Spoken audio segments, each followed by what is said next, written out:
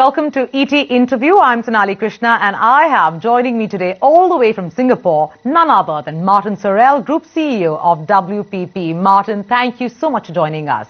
First things first, the NDTV lawsuit against WPP has been dismissed. I mean, a victory of sorts for you. What would you say contributed to this result? Well, we haven't had the written judgment. All we've had is the judgment read out in court. But it was dismissed on two grounds. One, that New York was not the right jurisdiction.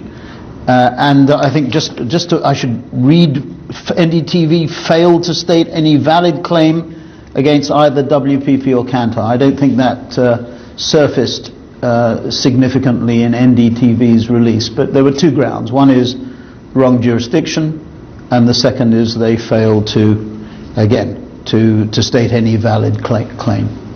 You know, you do not expect much to change in 2013, we hear, and you're expecting it to be a rather tough year. Why is it that your forecast for 2013 is so conservative?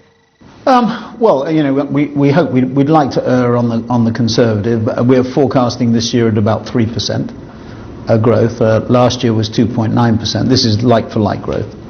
Obviously, acquisitions supplement it. Last year was supplemented by another 2.9%. Currency was a headwind for us last year, down by 2.3% because sterling was strong against the euro in particular, and to probably a lesser extent the dollar.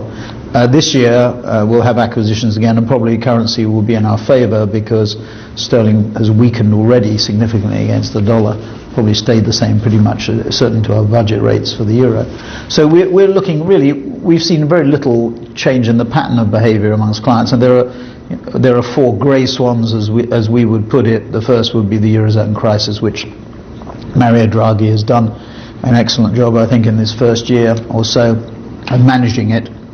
We have got the results of the Italian election, and then the issues in Spain around corruption, which probably have threatened to derail some of the Eurozone process and progress. But having said that, it seems to be in fairly good order. So that grey swan, these are known unknowns, that grey swan has probably got a little bit whiter. China hard soft landing, I think we're all clear that China is a soft landing, and that we're seeing a softer landing in places like Brazil. Brazil will improve, we think. Russia, which continues to be strong, and indeed India, which was good last year. We think this year will be even stronger. We'll probably cross $500 million of revenue in India. We have now getting on for 14,000 people in India, and will grow this year, I think, by double digits, and last year was close to double digits. And so our BRIC penetration, including China, of course, is strong. China is now 1.4 billion of revenue and about 16,000 people, and growing very significantly, double digits last year and probably again this year, with an economy growing at 7.5%. We tend to grow at twice the rate of GDP growth. So hard soft landing, I think, has gone away. The third area of concern was the Middle East. That's probably got worse because of concerns about Iran, and added to the problems in Egypt and Tunis and Syria and even Tunisia. And then last but not least, and probably most importantly, the US deficit. That has not been addressed by Congress. The can's been kicked down the road, certainly on New Year's Eve. And now we have the sequester kicking in because of the failure to reach agreement on budget deficit reduction, and that's left, that's the elephant in the room, and the US economy is still the biggest in the world despite the growth of China. It's 16 trillion against 8 trillion, for 8.5 trillion for China out of a total of 65 trillion. So if America isn't running on all cylinders, the whole world is having a problem too. And what we have to see is what the effect of the sequester, $85 billion in cuts, indiscriminate cuts, the way that it's going at the moment, what the effect of that sequester will be in terms of GDP growth. Most of the forecasters are talking about a 60 basis point drag. So if you thought that the US was going to grow by 2%, it would probably grow by about 1.5%. So all those things add up to a degree of uncertainty. Corporates, on the other hand, are in very strong shape. Profits as a proportion of GDP are at the highest levels they've been historically. Margins are high, share prices are high. So the background is much stronger than the background that we had pre-Lehman in September 2008. But there's considerable, there's a paradox. I think companies are basically more confident, their balance sheets are better, but on the other hand, the uncertainties are significant, and they're worried about making decisions, particularly in an era of stricter corporate governance and the microscope of the press and everybody else being on them. You know, you've talked about the 4 grey swans of uncertainty before, but I believe you've recently added to this list the hotly debated decision to hold a referendum on UK's European membership. What effect will this have on the UK's economic prospects? Would you say that such a development will undermine client confidence and adversely affect the media industry globally? Well, it's certainly a 5th grey swan, if you like, in the context of the UK. So the EU referendum would occur in something like 2016 or 17 after a general election. So we don't even know whether the current government will be in power, but let's assume they are for the moment.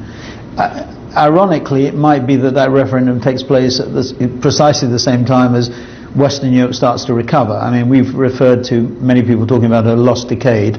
If you think about Lehman or the subprime or insurance monoline crisis having started in 07, it's 8, 9, 10, 11, 12, 13, 6 years that we've had a crisis, certainly in Western Europe, and it seems unlikely that we'll come out of that crisis for some little time. In fact, George Osborne, the UK Chancellor, did say in his last budget speech, I think, that it's unlikely that we'll see a recovery in the UK until 2018. Which would make 10 years that lost decade. So it's a difficult environment in which to operate, and we'll see slow growth. Having said that, the EU referendum does introduce another element of uncertainty, and the sort of votes that we've seen with the Swiss referendum on executive pay, what we've seen the EU do on bankers' pay and bonuses, and what we're seeing in terms of focus on corporate taxation and personal taxation, I think really it actually net I think reflects the change in the balance of power that we're seeing in the world, the shift from the west to the east to here, to places like Singapore, to the south to Latin America. This will be the decade of Latin America, with Brazil having the World Cup and the Olympics, and Brazil's brand, I'm sure, will be strengthened by these events, and indeed Latin America's brand will. And then we'll have Sochi Olympics, Winter Olympics in Russia. We'll have the World Cup coming in Russia and Qatar in a few years' time. So all these things add up, I think, to underlining the shift that we're seeing in the world economic order and social order and political order, and the West being uncomfortable in some ways with that shift and having to deal with it. You know, you've also categorically stated that this may well be a lost decade in the West after Moody's downgrade of the UK. What does this downgrade mean for the marketing and media sector? Would this have implications on WPP's global strategy? Well, the downgrade, I mean, we've seen other downgrades in France and elsewhere, and it's not, in fact, I think government yields actually have fallen since the downgrade, either because they were anticipating it before or for whatever reason. So it's more emblematic. I mean, I think it is emblematic of what we've been talking about before. It's emblematic of the difficulty of the situation, the longevity of the situation, the fact that it's going to take a long time to get it right, and the seriousness of what happened between August 2007 and September 2008. Remember, we had subprime crisis, insurance monoline crisis, Bear Stearns in March of 2008, and then finally it culminated with that terrible weekend around Lehman in 2008, September 2008. So what happened was extremely serious, and it's going to take a long time for those deep wounds to heal. Whether you're talking about it economically, or politically, or socially. And of course the catastrophe is the unemployment that we see in Western Europe, which in the youth segments of the population is as much as 50% of the population, for example, in Spain. You know, you've also gone on record to say that you're expecting double-digit growth from China and significant business from Latin America, given the Football World Cup in Brazil and midterm elections that are scheduled soon. What's on the cards for India? Well, I mean, I see India in the context of the BRICS and the next 11, or the MIST, or the civets, or the new G8, however you want to define it. And, India is, for us, a must. Often people say, do you think India is a better or worse prospect than China? My answer to that is you don't choose. that what you try and do is develop your business, our business, in all those markets, and you don't say one is better than the other. Many people, in fact, India has billed itself as the fastest growing democracy in the world, and I think that's a good positioning. But having said that, I don't think you discriminate between any of the BRICS or any of the next 11s or any other acronym that you wish to coin. I think you look for the faster growth markets and you push on open doors.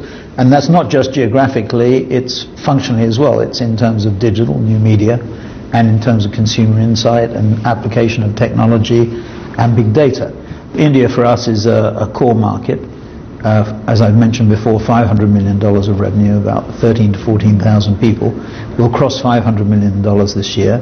We're very proud of our Indian business. We want to keep on adding to it, and will do.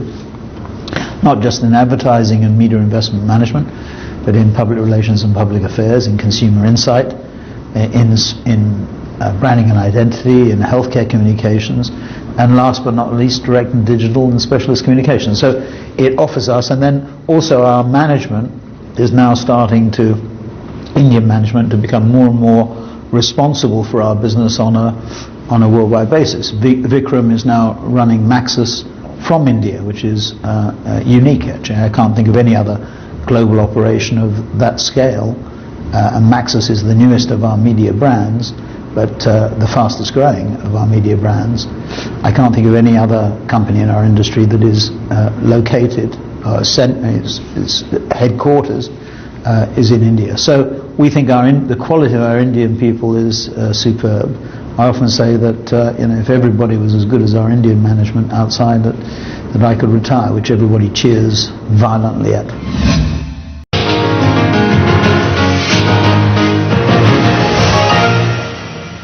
So, Martin, barely a week after Twitter's launched its ad API, an interface that allows advertisers and marketers to create and manage ad campaigns, I believe you've told Harvard Business Review in a recent interview that you do not think Twitter is an effective advertising medium at all. What prompted you to make that observation? You see Twitter's phenomenal success around the Olympic Games. I think it was the most successful medium. We were certainly analysing Twitter feeds around the games, and it was the most successful.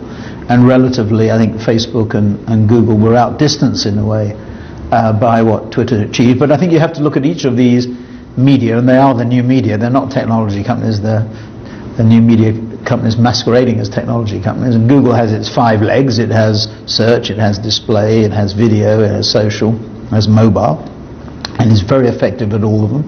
And we invested something like $2 billion with Google last year out of $72 billion, and that was up from $1.6 billion the year before.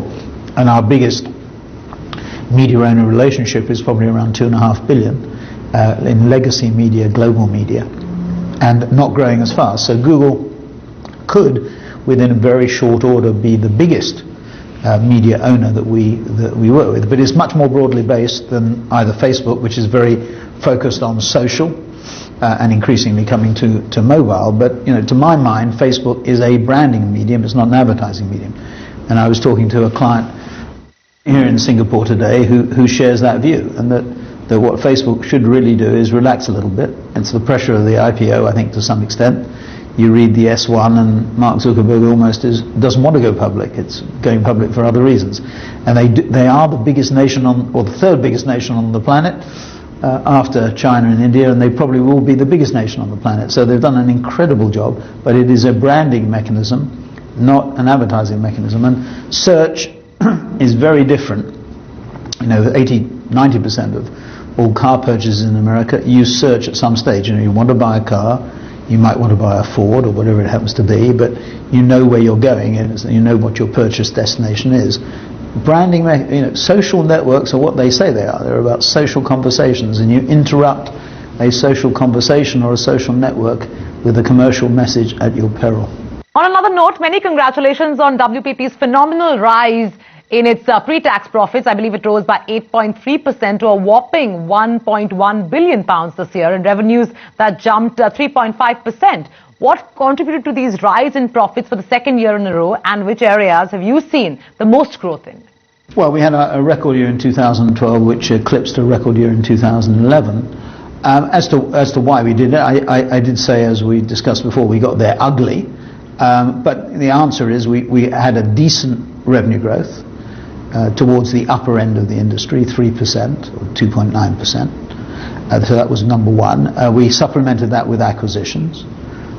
Currency was against us, and that didn't help us.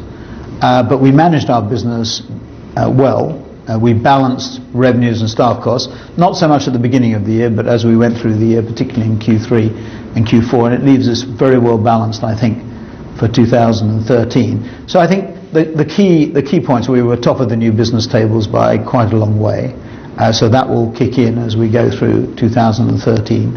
And there's a lot going on in new business pitches at the moment. And we've been very successful in team pitches, particularly recently in the pharmaceutical industry, where we've seen both Johnson & Johnson and Pfizer consolidate their businesses, in J&J's case with 2 holding companies, and with Pfizer's case with 3 holding companies, and in both cases we are one of those companies.